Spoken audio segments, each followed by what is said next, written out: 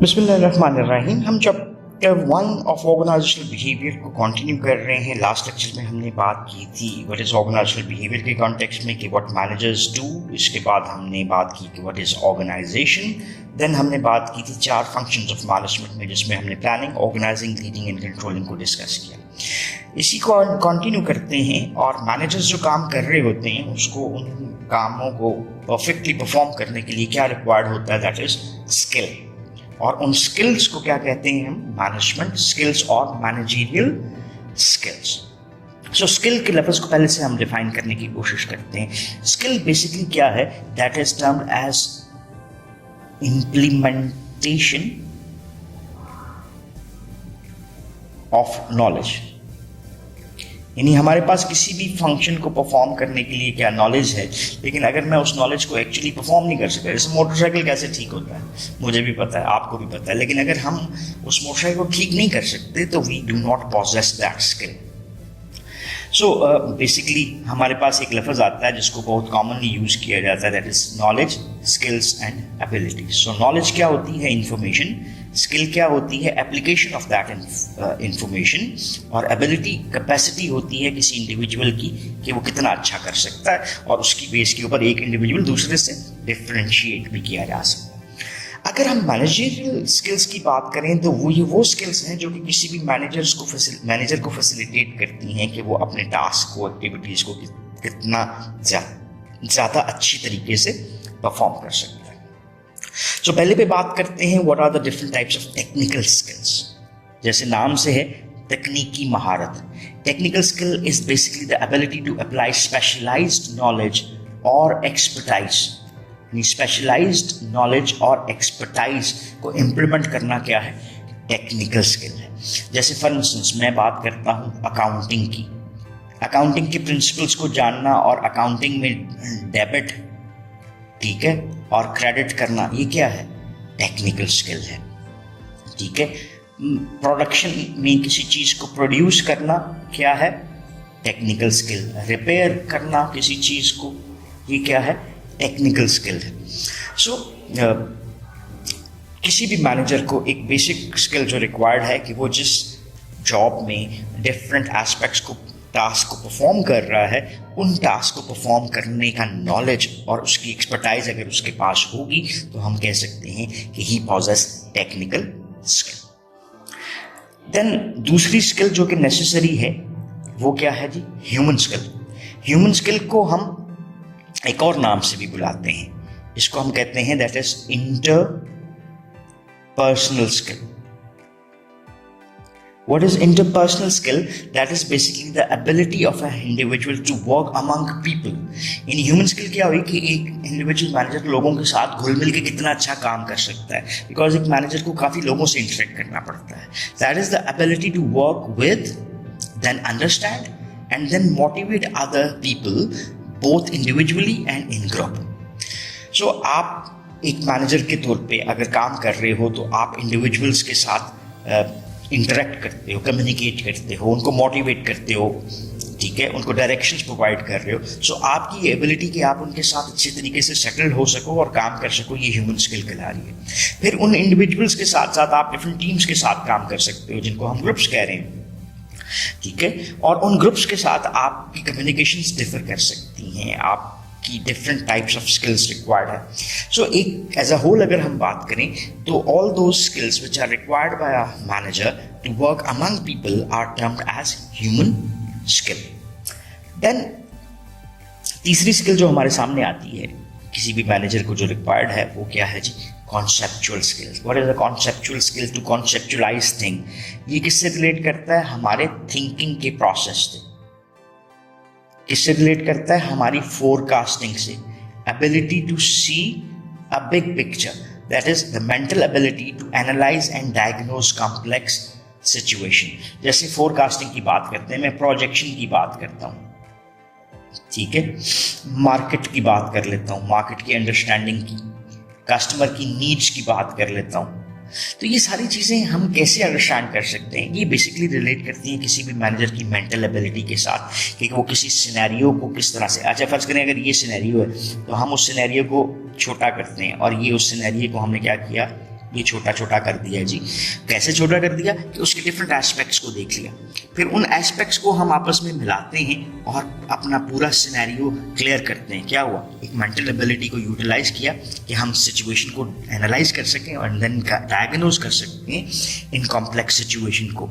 जैसे हम प्रोजेक्शन में करते हैं कि पास्ट में ये चला, प्रेजेंट ये चल रहा है, और फिर पास्ट और प्रेजेंट की बेस पे ये फ्यूचर की prediction they the. That is based upon the conceptual skill of a person.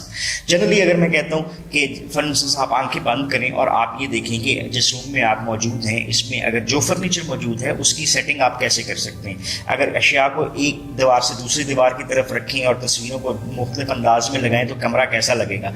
आप ये सब करके नहीं देखते, लेकिन आंखें बंद करके ही सोचते हैं and you can imagine that how the room looks like.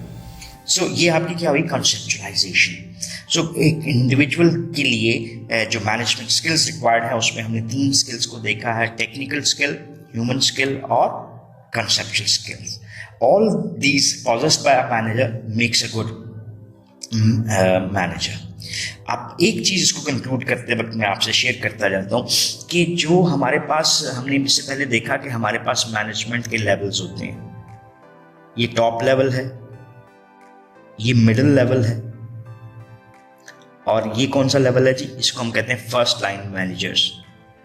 First line managers वो होते हैं जो सुपरवाइजर्स होते हैं, जो डायरेक्टली ऑपरेटिव्स के साथ काम कर रहे होते हैं। ऑपरेटिव हम उसको कहते हैं जो खुद अपने काम का जिम्मेदार है लेकिन दूसरों के काम का जिम्मेदार नहीं, यानी नॉन मैनेजरियल एम्प्लॉइज।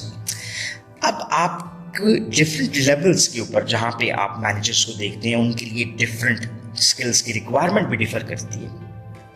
जैसे फर्ज करते हैं अगर हम यहाँ पर चलें, यहाँ पे राइट डाउन करते हैं, टॉप लेवल के ऊपर 25 और 75 चाहिए, ठीक है, यानी लास्ट वाली 75 more conceptual skill, lesser technical skill, क्योंकि इन्होंने खुद अपने हाथ से नहीं करता, और ह्यूमन स्किल मीडियोकर पे चली गई।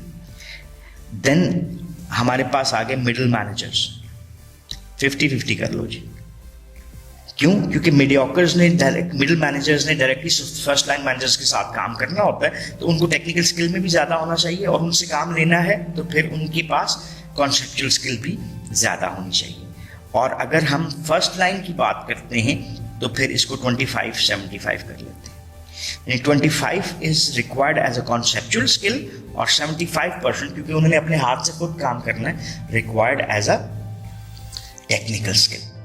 सो this is how different managerial levels के ऊपर इन स्किल्स की रिक्वायरमेंट भी आपको डिफरेंट नजर आती है।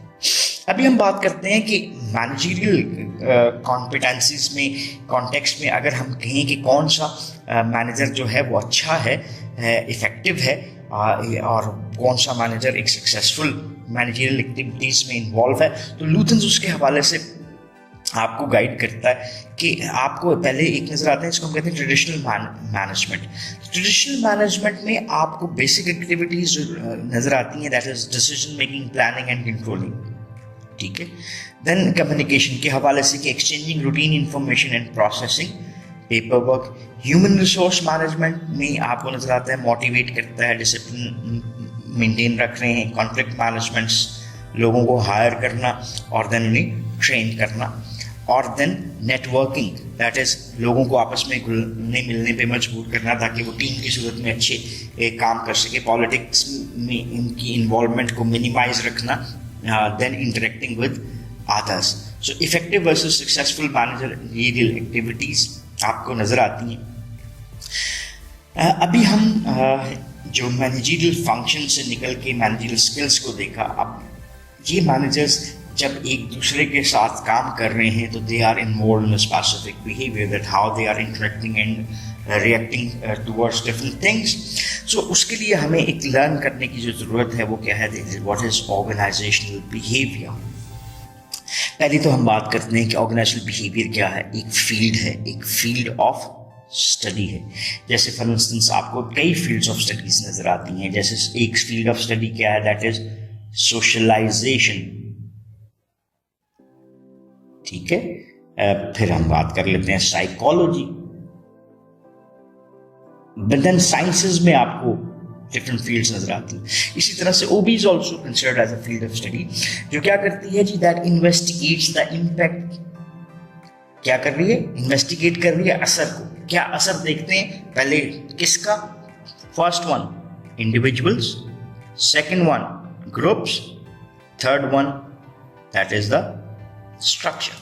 सो इसमें आपको क्या नजर आए? 3 एलिमेंट्स नजर आए। इसका मतलब है कि ऑर्गेनाइजेशनल बिहेवियर जो फील्ड ऑफ स्टडी कर रही है वो इन्वेस्टिगेट करती है इम्पैक्ट का इंडिविजुअल एक, ग्रुप 2 या 2 से ज्यादा लोग, और देन हमने जब ग्रुप्स को इस तरह से फॉर्मल में बना दिया, और या स्ट्रक्चर को अगर मैं कहना चाहूँ तो मैं कहता हूँ formal arrangement of jobs within an organisation. तो हम ये देखते हैं कि किस हद तक इंडिविजुअल्स, ग्रुप्स और स्ट्रक्चर इम्पैक्ट रखते हैं on behaviour within an organisation. Individuals के साथ बिहेवियर फर्क हो सकता है, ग्रुप के साथ फर्क हो सकता है, स्ट्रक्चर में बिहेवियर्स फर्क होते हैं। सो हम इस फील्ड ऑफ स्टडी में इसी इम्पैक्ट को स्टडी करने की कोशिश कर रहे हैं। और इसका मकसद क्या है? For the purpose of applying such knowledge towards improving in organisations effectiveness. इस सब का मकसद क्या होगा कि हम एक ऑर्गेनाइजेशन को मोर एंड मोर क्या बना सकते हैं? इफेक्टिव बना सकते हैं। इफेक्टिवनेस किसको कहते हैं? That is the completion of task. यानी कंप्लीशन अगर हम करते हैं अपने टास्क की तो हम क्या बन जाते हैं जी? हम इफेक्टिव हैं। एफिशिएंसी किसको कहते हैं? Completion of task using least amount of resources. So क्या नजर आया कि organisational behaviour is a field of study that investigate the impact that individuals, groups and structures have on behaviour within organisations for the purpose of applying such knowledge towards improving an organization. So individual कैसे behave करता है, अगर मैं इसको समझता हूं तो फिर इसकी बेस के ऊपर मुझे इंडिविजुअल से बिहेव करने के बेहतर तरीके लर्न करवाए जा सकते हैं। इससे जो मुझे नॉलेज मिला how to deal with individuals, उसको मैं ऑर्गेनाइजेशनल इफेक्टिवनेस के लिए यूज कर सकता हूँ। इसी तरह से ग्रुप्स और इसी तरह से स्ट्रक्चर के इस इम्पैक्ट को हम मेजर करते हुए नजर आते हैं। अब अगर हम ऑर्गेनाइजेशनल बिहेवियर को कहें तो हमने कहा था एक सिस्टमैटिक स्टडी है, और यही चीज आपको रिप्लेस करती हुई नजर आती है किसको? इंट्यूशन को विद सिस्टमैटिक। इंट्यूशन किसको कहते हैं? A feeling that necessarily supported by research. Intuition को हम उर्दू में अगर बात करें तो हम वजदान के मानों में लेते हैं और हम उसको फीलिंग्स के साथ बहुत ज़्यादा अटैच करते हैं कि मुझे ऐसे लग रहा है। सो वो फीलिंग क्या है? Which is not necessarily supported by research. यानी रिसर्च यानी एविडेंस कुछ और कहता है, लेकिन मेरी फीलिंग क्या है? मैं कहता हूँ मैं ये तो अच्छा ही होगा, तो मेरी फीलिंग ये है। एविडेंस को हम रिजेक्ट कर रहे हैं। एविडेंस ए और बी बताता है कि ये चोर है। सो इंट्यूशन को हम रिप्लेस कर देते हैं किसके साथ? With a systematic study. Systematic किसको कहते हैं? जो कि किसी प्रोसेस को अडॉप्ट कर रही हो, यानी जो क्या कैसे चल रही हो? स्टेप बाय स्टेप चल रही हो। So looking at relationships, attempting to attribute cause and effect. Cause and effect किसको कर रहे हैं? वजह क्या है और उसका असर क्या है? So you ask for evidence and drawing conclusions based on scientific evidence. जो सिस्टमैटिक स्टडी को अगर हम बात करें तो इंट्यूशन हमारी फीलिंग्स पे बेस किया, लेकिन सिस्टमैटिक स्टडी रिलेशनशिप्स को देखती है, एट्रीब्यूट्स को देखती है, कॉज एंड इफेक्ट को असेस करती है, और उसकी बेस पे हम कंक्लूजन्स को ड्रॉ करते हैं। So conclusions are based on scientific evidence जो हमें मिल रहे हैं। जैसे हम वो करते थे ना, A is equal to B and B is equal to C. So if A is equal to B and B is equal to C, then we can conclude that A is equal to C. So ये mathematical एक relationship, 2 जमा 2 बराबर 4, तो हमें यहाँ पर क्या हुआ? एडिशन का रूल हमने अप्लाई किया, which is a systematic process of calculation. So OB हमें क्या नजर आता है? बुनियादी तौर पे हमारे इंट्यूशन को रिप्लेस करता हुआ दिखाई देता है with systematic study. So lecture को यहाँ पर हम कंक्लूड करते हैं इस वाले को। नेक्स्ट लेक्चर में हम कंट्रीब्यूटिंग डिसिप्लिन्स की बात करेंगे। सो अभी के लेक्चर में हमने तवज्जो दी कि मैनेजरियल स्किल्स क्या होती हैं, technical skills, human skills, conceptual skills को समझा। हमने कहा कि effective versus successful managerial activities basically क्या हो सकती हैं, और देन हमने ऑर्गेनाइजेशनल बिहेवियर को डिफाइन किया और हमने देखा कि कैसे ये OB इंट्यूशन को रिप्लेस करता है with the systematic study. So that's all for this lecture. If you still have any questions or queries, you can ask in the comment section and we would definitely love to answer those. Thank you very much. Have a nice time. Allah Hafiz.